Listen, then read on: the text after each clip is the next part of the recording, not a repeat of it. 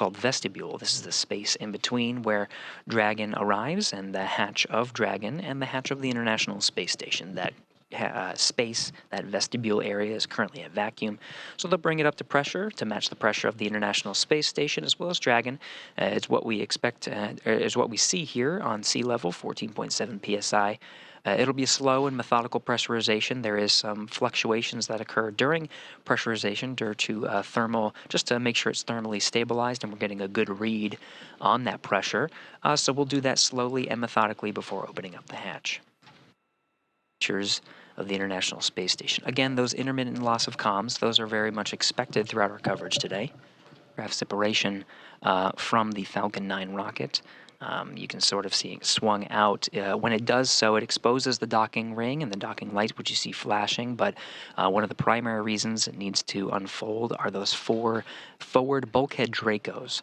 Those Draco thrusters provide much of the force needed in those initial phasing. Be fired and make sure that the Dragon converges to waypoint 1, again, right in front of the International Space Station.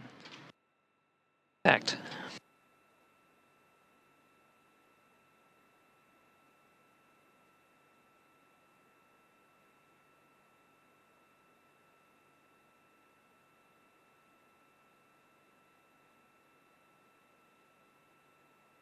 Meters. Copy, 5 meters. Inside 5 meters at the 2 meter mark, we may hear the call out chop, crew hands off procedure. At that point, the crew cannot command an abort. Everything looking good though. Inside 4 meters.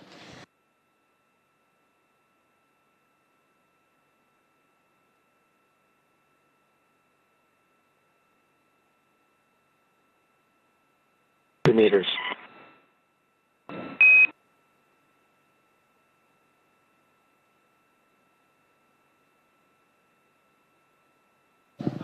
Ring retraction proceeding as expected, getting views from one of the cameras on the Japanese exposed facility on the forward end of the space station, seeing the starboard side of the Dragon.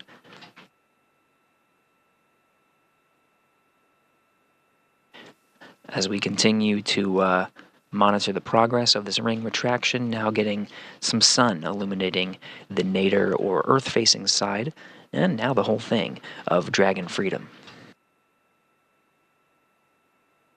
Sun is rising over the South Pacific Ocean as Dragon and International Space Station continue to fly on a southeastern trajectory.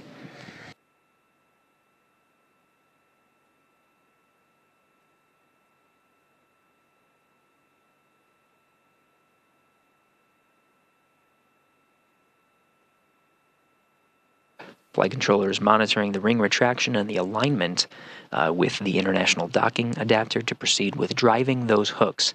They'll be driven in 2 sets, gangs of 6, total of 12 hooks. They'll be driven again 6 at a time. The rated hook indicators are starting to form green, showing some good alignment, still tracking. The exercise inside the space station is able to exercise, and the crew inside Dragon is able to doff their suits or take off their suits. The dynamic portion of docking and the safeguard needed for those suits is complete. The Dragon crew, it will now doff their suits and prepare for entering the station in just about approximately an hour and a half. Maybe some change, but we're looking at a hatch opening approximately 6:30 a.m. Central Time, if they stick with the timeline. After taking on the job of monitoring the spacecraft's approach and docking to the International Space Station, she now moves on to the methodical steps of opening up the hatch and preparing the International Space Station for the entry of new crew members. There are several hatches she'll have to open and areas she'll have to prepare in order to welcome the crew. There are 2 hatches that she'll have to work with. First is the Node 2 forward hatch that has been currently closed through the docking operations. That just allows her and the International Space Station crew access